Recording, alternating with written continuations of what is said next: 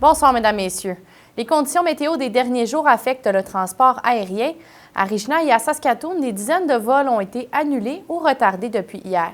Par communiqué, l'entreprise WestJet a expliqué que le froid a affecté certains équipements, comme le liquide de dégivrage, les ponts et les stations d'essence. Les compagnies aériennes conseillent à leurs passagers de suivre l'état de leur vol.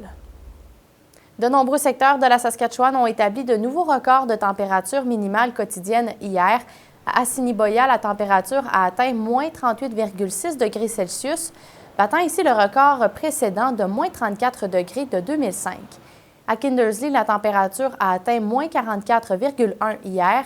L'ancien record remontait à 1972 avec moins 38,8. D'autres records de température minimale ont aussi été battus à East End, à Cypress Hill, à Elbow, Leader, Lucky Lake, Rock Glen, Scott et Waskesiu Lake. Parlant de froid, l'avertissement de froid extrême est toujours en vigueur pour l'ensemble de la Saskatchewan, selon Environnement et Changement climatique Canada. Cette période de froid extrême va se poursuivre jusqu'à mardi.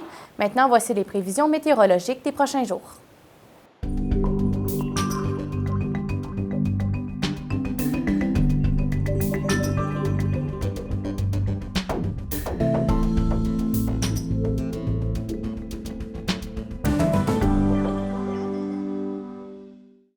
La Saskatchewan dit avoir fourni de l'électricité hier soir à l'Alberta.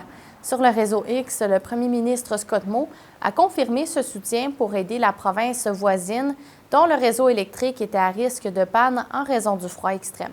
Scott Moe explique que l'électricité envoyée en Alberta provient de centrales au gaz naturel et au charbon. L'enquête du coroner sur les 11 morts de l'attaque au couteau dans la Nation Cree James Smith et le village de Weldon commence demain. En vue de cette enquête du coroner, Pierre-Olivier Nadeau, notre journaliste à Saskatoon, a préparé un résumé de la tragédie et de ce à quoi on peut s'attendre au courant des prochains jours. Le 4 septembre 2022 a été marqué par l'une des pires tragédies au pays. La tuerie dans la nation Cree James Smith et dans le village de Weldon est connue comme étant l'attaque à l'arme blanche la plus meurtrière au Canada. Rappel des événements, 11 personnes ont perdu la vie et 17 personnes ont été blessées. C'est Miles Sanderson, le principal suspect de la tuerie.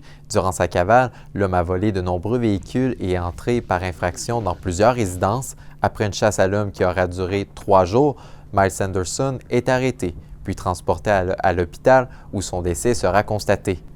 Maintenant, 2 enquêtes du coroner sont prévues, dont une pour les 11 victimes de cette tragédie. Cette enquête du coroner commence demain et devrait se terminer le 26 janvier, mais pourrait s'étendre jusqu'au 2 février. Cette enquête du coroner vise à mettre en lumière les circonstances de la mort des victimes et sur la manière dont la GRC a géré la situation au moment des attaques et dans les jours qui ont suivi.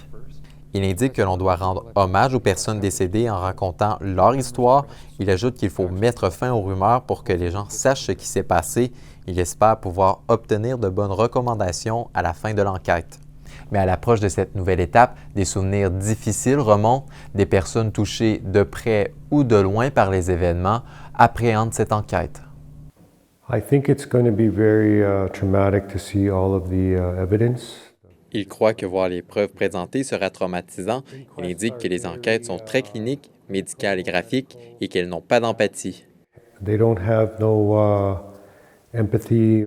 Au cours des prochaines semaines, 6 jurés, dont 3 autochtones, entendront les preuves mises de l'avant. Le chef de la nation Cree James Smith, Wally Burns, espère avoir plus de réponses sur la gestion de la GRC au moment des attaques. La seconde enquête du coroner se concentrera, elle, sur la mort du principal suspect de la tuerie, Miles Sanderson. Elle est prévue de commencer à la fin février. Ici Pierre-Olivier Nadeau, Radio-Canada, Saskatoon.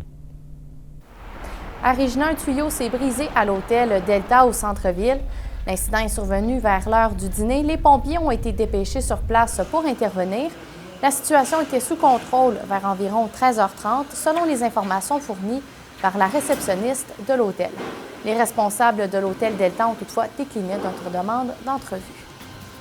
Voilà, c'est ce qui conclut ce bulletin d'information. Passez une très belle soirée.